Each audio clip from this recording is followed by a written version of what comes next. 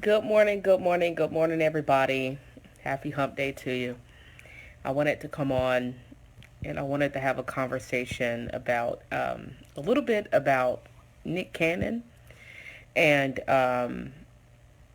talk about this from an objective point of view and just being honest and in hopes because I really want, I believe that the only way that we get to the other side of um, the other side of the pain that we experience and get to reconciliation and get to peace amongst one another is that we have to acknowledge what has happened at certain intersections in history and how black people have been treated by all sorts of groups. And it is a very complicated relationship between the black community and the Jewish community, and very like so many different ethnic groups and how they have overwhelmingly and historically participated. This has happened not only with our Jewish community, this has happened with our Native American community, and I covered this on my radio show that all five of the civilized tribes had slaves. So they owned slaves, they sold slaves, they hunted slaves, they traded slaves. Every one of the civilized tribes owned American chattel slaves. And it's no different with the Jewish community, that the Jewish community which a lot of them had recently, in the context of American history, had immigrated to America. A lot of them had immigrated to America and lived in the South, and so participated not only in the institution of slavery, but if you do some research and some reading, which is imperative, you will also see that they joined the Confederacy, overwhelmingly joined the Confederacy as a community.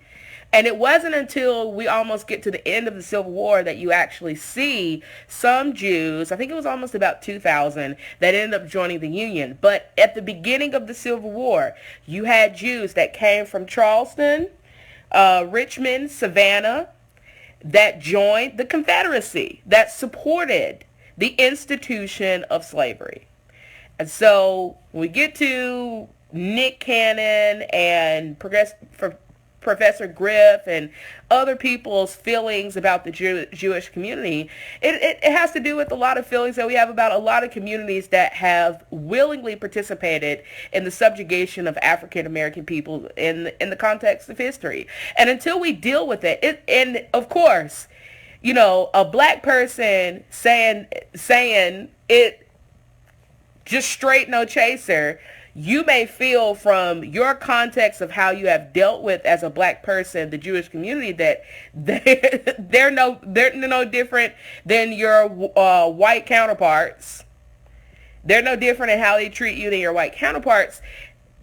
It's the thing that we prevent as adults is ripping off the Band-Aid so we could just deal with the nasty wounds of historical context and how black people have been treated in America.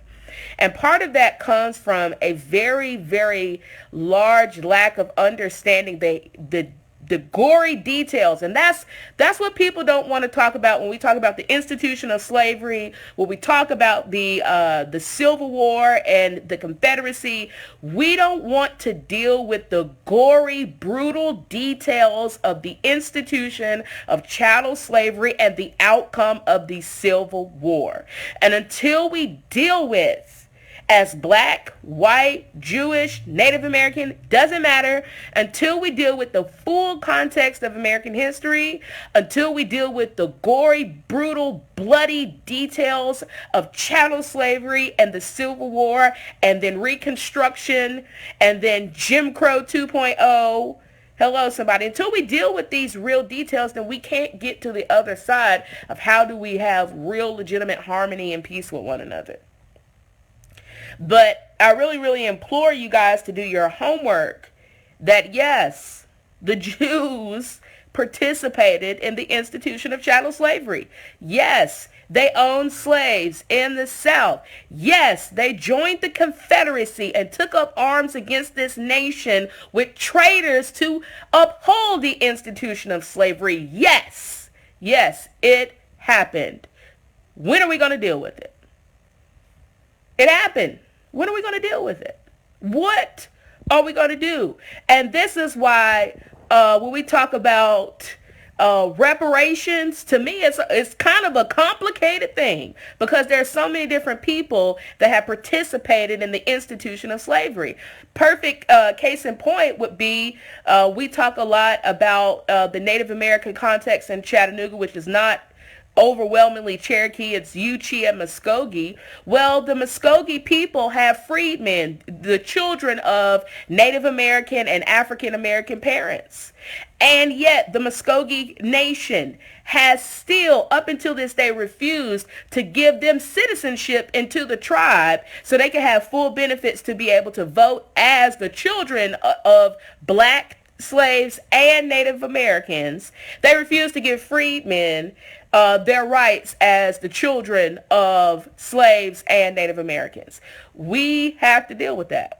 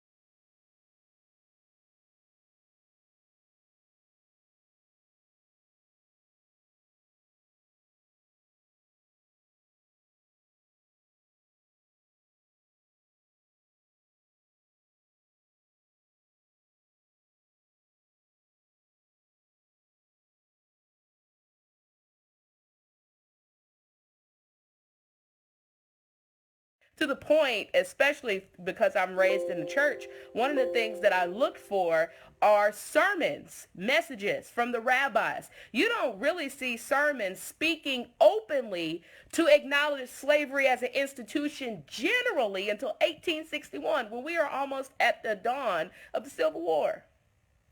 So so if nothing else, even if overwhelmingly there were not Jewish people that were participating in the slave trade and the upholding of slavery as an institution because of business, their silence, the community's silence. I mean, to escape where you come to an American institution and to see brothers and sisters in chains, in chains. Now you've escaped your own oppression. Go back and look at, and not only do we need to learn American history, we need to learn world history. The Jews were being persecuted by the Catholics. That's why a lot of Jews escaped the international world and came to America, because they were being religiously persecuted. So you escape your religious persecution to come to another another country where you overwhelmingly see black people in chains, and not only in chains but being used as the economic engine of a country. And if you don't do anything, at the very least you have a responsibility to do what, family? Say something. Because if anybody would understand, I would think a person escaping religious persecution might just understand just a little bit what chattel slavery might look like or feel like. So the overwhelming silence from the Jewish community up to their rabbis, who said nothing publicly until 1861, family, and slavery started in 1619. Let's subtract. Do the math. 1861 minus 1619. And there are records of Jewish people coming into this country as early as the 1700s. So there are people who existed in this country who escaped religious persecution internationally to come to America and be silent about the institution of slavery and the fact that it was created as an economic engine, not only for this country, but to support the world. Hello, somebody. We've got to talk about history and all of its details. And it's ugly. America, there's a reason why people wanted to rewrite history about slavery and what happened during the Civil War and called it the Lost Cause. If you don't know anything about that, Google it. The Lost Cause. Basically, where you had the perpetrators of crimes against our nation, and specifically the black community, rewrite history to write the traitors of this country as heroes, and to diminish the details, the bloody, gory details, and the catalog of American chattel slavery, what happened to black people and black families.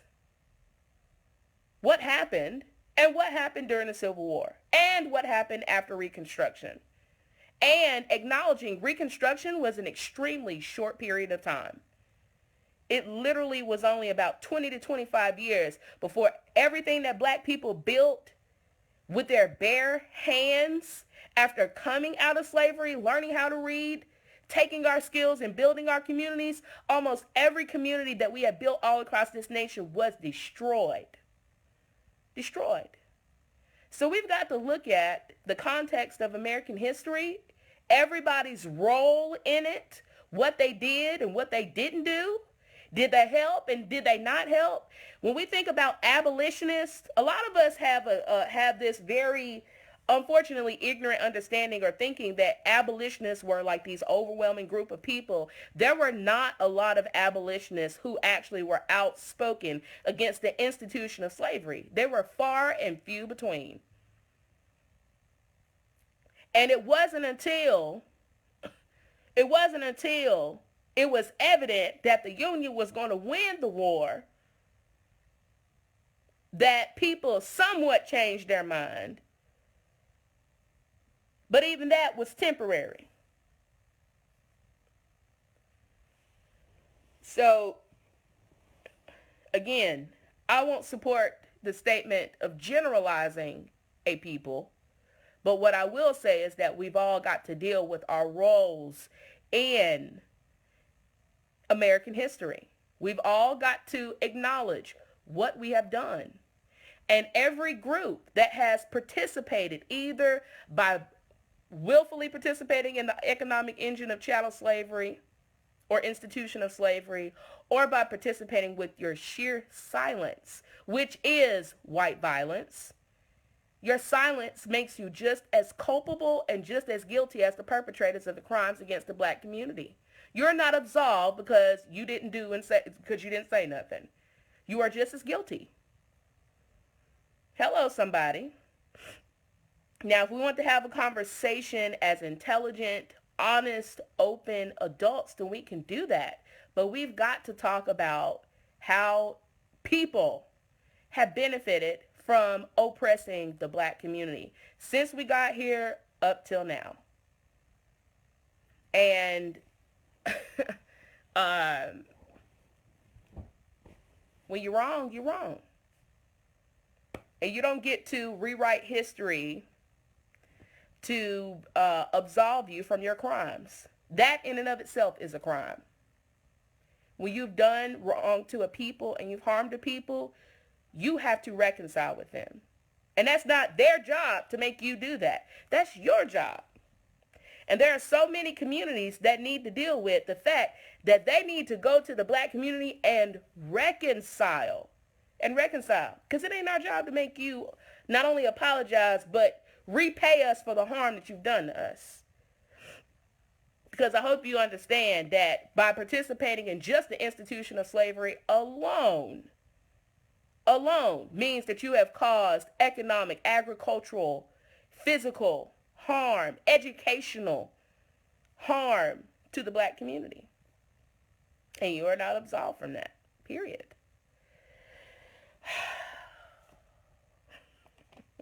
Yeah, just wanted to talk about that just this morning. Just wanted to talk about that. Yeah, won't generalize, but the Jewish community, as well as the Native American community, as well as the white community, which is why we have to have a conversation about immigrants. My grandfather's an immigrant. He came from the Bahamas. But that's why we have to have a conversation about immigrants. When people say that immigrants built this country, that is incorrect. Black people built this country under, as James Baldwin said, under the subtle threat of the Bible and the whip. We built this country. Immigrants did come to this country as indentured servants or escaping religious persecution, but you were never chattel slaves. You were never chattel slaves. An indentured servant can't be bought or sold at will. Your children could not be owned and bought and sold at will. Your wife could not be owned and bought and sold at will and traded for property or land or donkey or cattle or chickens or goats. An indentured servant, meaning that you had a small period of time where you got to work off your labor. That was not the contractual agreement in which black people were brought here. Number one, we didn't come here under religious persecution. We were kidnapped from our homeland, brought here in the hulls of ships, and that's only if we survived the Middle Passage.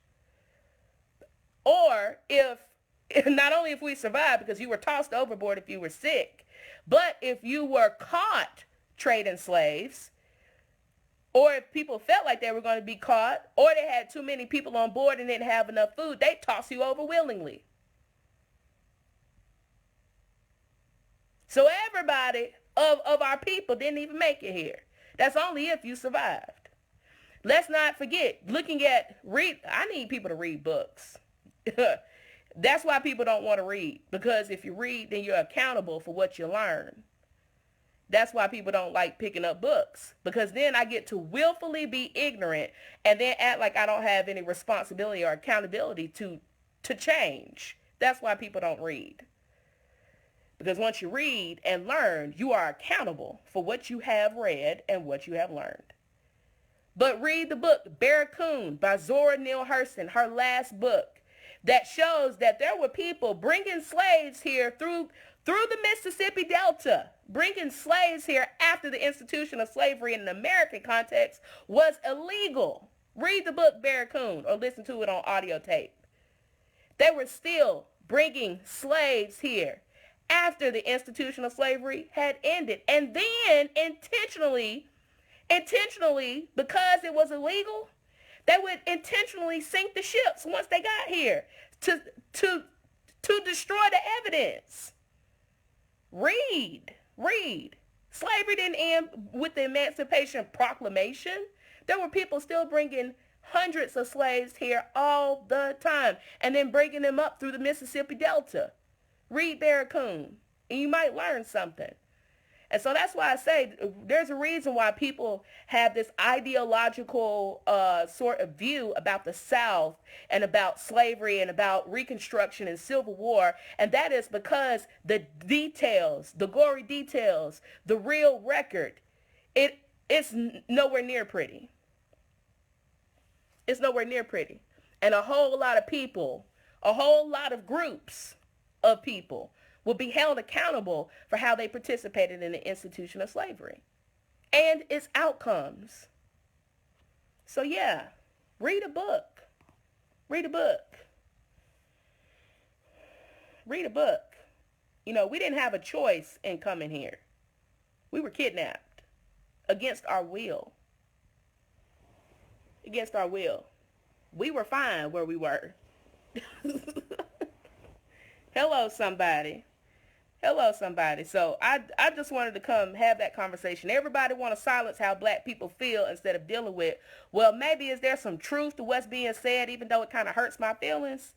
Everybody wants to silence how black people feel at this point, as if we haven't dealt with 400 plus years of outcomes that have negatively impacted our people. How about picking apart what we are saying and saying, is there some validity to how these folks feel about us? Because the truth be told, when it comes to immigrants of all kinds, the relationship as far as African Americans who came from chattel slaves, it's complicated. It's complicated. And why is it complicated? Because many of the ethnic groups who came to this country as immigrants upheld the institutions of slavery and benefited from our oppression and have yet to acknowledge it.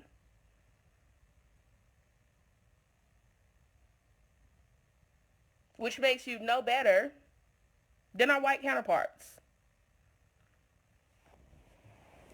And there's a reason why, especially from a European context, why immigrants came to this country and upheld the institution of slavery and upheld Jim Crow. That is because you have to acknowledge that you benefited from it economically.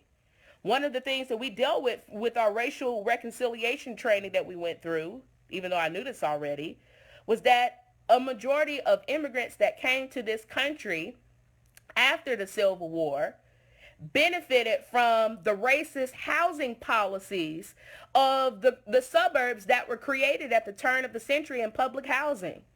As an immigrant, you had an opportunity to get money, to get land, to get housing over the very people who built the nation. If we can't deal with that as a context of history, we're being irresponsible. And we're not being adults. We're being children. So, yes, even other ethnic groups of individuals have benefited from the oppression of black people. You might not realize that because you've never picked up a book and read it. But read The Color of Law. Read The Color of Law. That shows how entire suburbs were built, and how even other ethnic groups still benefited from that. We can talk about it and hopefully get on the other side of how do you use your community's understanding, full and mature understanding of American history and its context. How do you use your understanding to dismantle the systems that you have benefited from, whether you like it or not?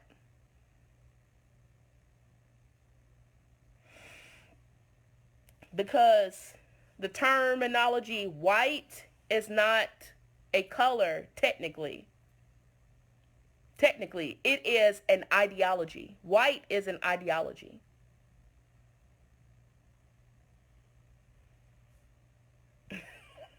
Hello, somebody. And that's why a lot of ethnic groups that have come to America have identified as white, because they understand that it gets them certain benefits. Let's not play dumb.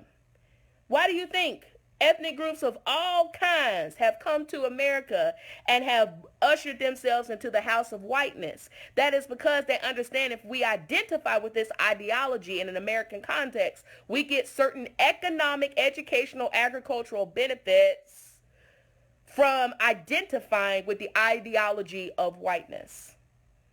We got to deal with that as adults and be real. Hello, somebody.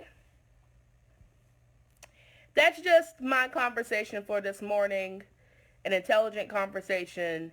Yes, our Jewish counterparts participated in the institution of slavery. Yes, they took up arms against this nation with the Confederates. Yes, it's complicated, as is so many things. But anything that's complicated can still be resolved. It just means that we've got to be honest about what has happened. And it's time for people to be honest about what you have participated in for your own benefit against the African American community. And people just need to stop lying. That's just my take on that. People need to be adults and talk about the entire history of what has happened to African Americans who have participated in it, what you have done, and if you can acknowledge that you upheld the institution of slavery, you did that because you understood that it would be economically beneficial to you if the South won. The South just happened to lose.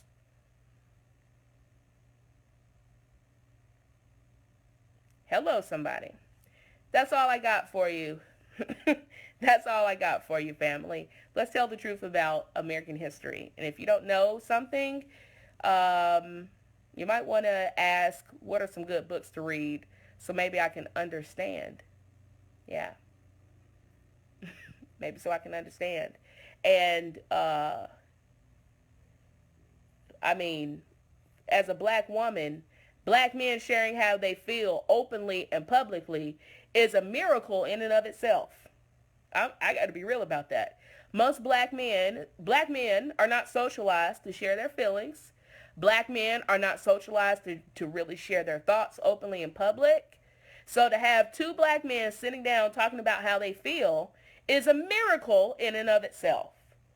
And while I may not agree with how they made the statements, I understand from an American context that, yeah, it's complicated and we're going to have to deal with that.